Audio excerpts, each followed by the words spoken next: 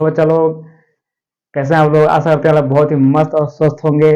तो चलो, आज जो है हम लोग क्लास 12 के लिए बहुत ही इंपॉर्टेंट टॉपिक लेकर आए हैं, जिसका नाम क्या है? वृद्धि मॉडल। और वृद्धि मॉडल तो दो होते हैं, एक होता है चरघातांकी वृद्धि मॉडल, एक होता है समभार वृद्धि मॉडल। चरघातांकी वृद्धि मॉडल होता है बहुत ही इंपॉर्टेंट, मतलब ये वृद्धि जो मॉडल है द्वितीय होता है और दो में से एक तो आपका भी करता है। ये तब श्योरली है कि यदि पूछेगा दो में से एक पूछे करेगा आपका। तो इसको जो होता है बहुत ही इंपॉर्टेंट टॉपिक समझिएगा आप लोग, और ये जो वीडियो है आपको पूरा देखना ही पड़ेगा।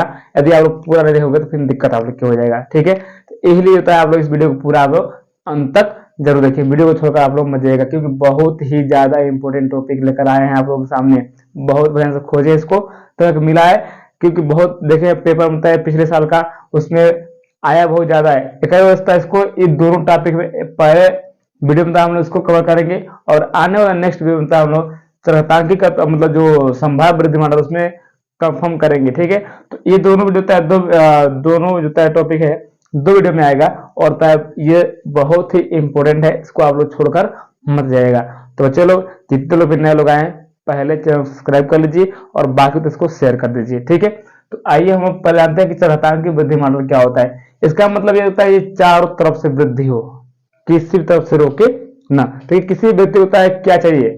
रोटी, कपड़ा, मकान, यही चाहिए। ये मतलब हम लोगों की मूल आवश्यकताएं हैं। ये हमें मिल जाएगा तो हमारी आवश्यकताएं पूरी हो जाएंगी। हमें रहने के लिए व्यवस्था मिल जाए बढ़िया से, खाने के लिए व्यवस्था मिल जाए बढ़िया से, और सोने के लिए व्यवस्था मिल जाए, खाने के लिए और पढ़ने के लिए व्यवस्था मिल जाए, और हमें क्या चाहिए? ठीक है, तो यही होती है हमारी क्या होती है? वृद्धि होती है। तो इसमें दिया चरघातांकी वृद्धि मालूम, मतलब कि चारों तरफ से वृद्धि होती है, ठीक ना? तो ऐसे वृद्धि होते हैं चारों से होती है वृद्धि, उसे हम बोलते हैं चरघातांकी वृद्धि मॉडल। और ये जो इसमें बनता है ना, इसको हम बोलते हैं जे शेप। क्या बोलते हैं जी? जे शेप। जे शेप ये बनता है पूरा।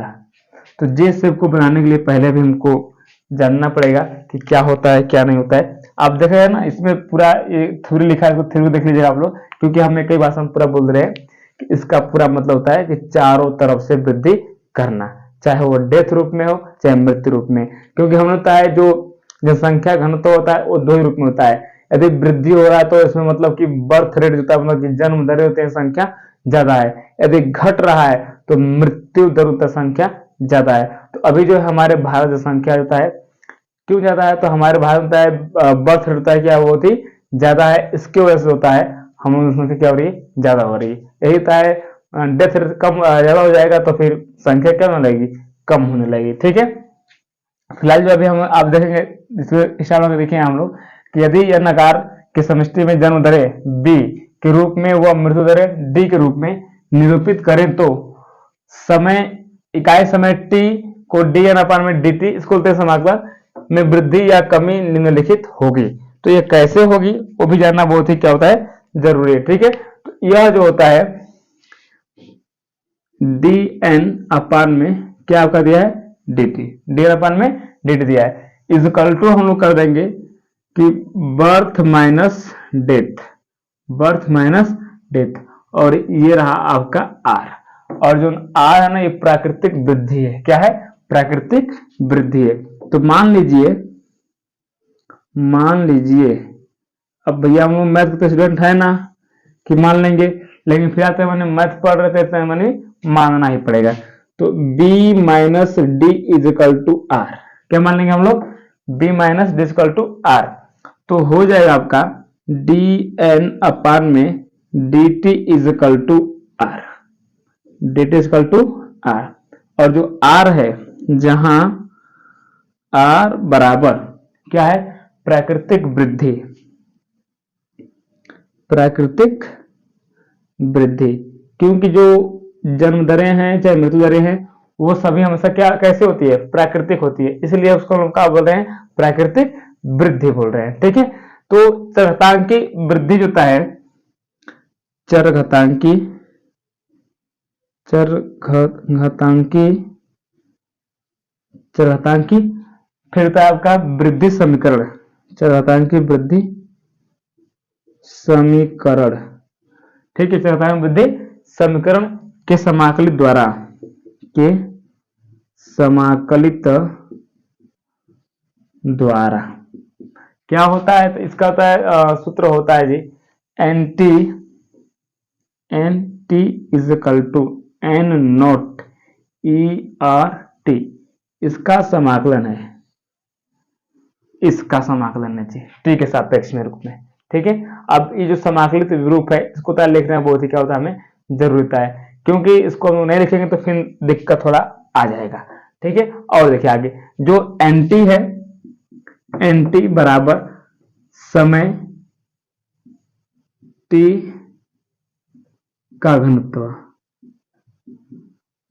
एनटी बराबर क्या दिया आपका? समय टी का घनत्व। और एन नॉट बराबर है आपका, एन नॉट बराबर आपका हो जाएगा समय शून्य में समष्टि शून्य, समय शून्य में समष्टि शून्य।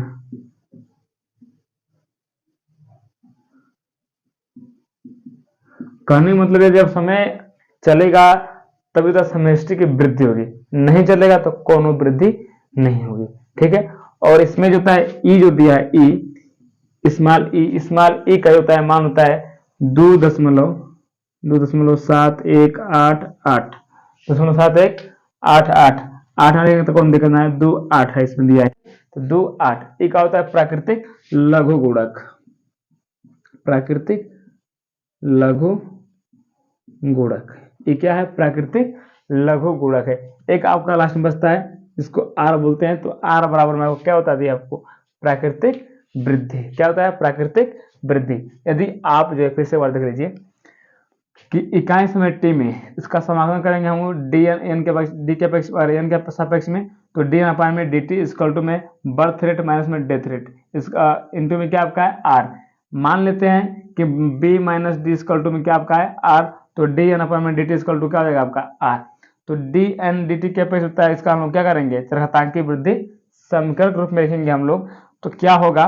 तो इसका होता है आपका एन टी हो जाएगा इक्वल टू में एन नॉट EART। अब ई जो उनका है क्या आपका है? लघु गुणक है। क्या है? लघु गुणक। और एन नॉट क्या है? समय शून्य में समष्टि शून्य। और एन होता है क्या बोलते हैं? घनत्व है। किसका है? समय के लिए घनत्व है। और आर मतलब क्या होता है आपका? प्राकृतिक वृद्धि होती है। और टी मतलब क्या होता है आपका? समय होता है। ठीक है, अब इसमें दे दिया गया है पूरी तरह से कि चरघातांकी वृद्धि मॉडल, मतलब कि समय के साथ होता है ये क्या होगा? हमेशा वृद्धि करते हैं, कौन इसमें रुकावट से का नहीं होगा। अब इसमें पहले हम बोल दें कि कौन से शेप में रहेगा जी?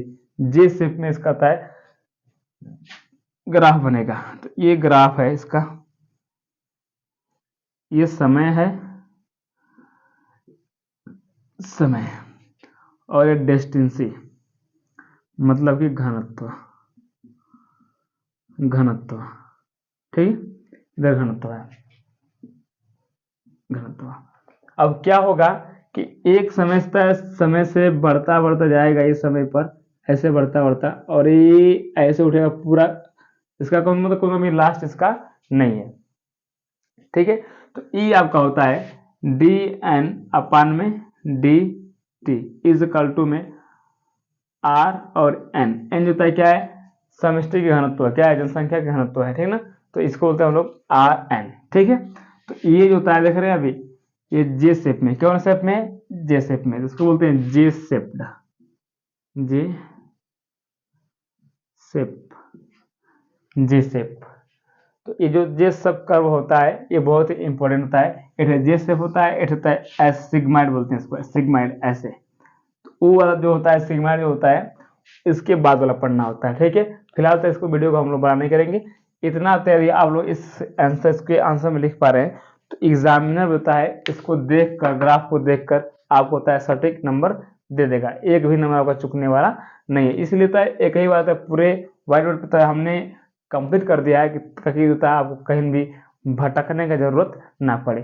तो चलो फिर मिलेंगे हम आपको इसका भाग नंबर 2 लेकर अगले वीडियो में, तब तक के लिए बाय।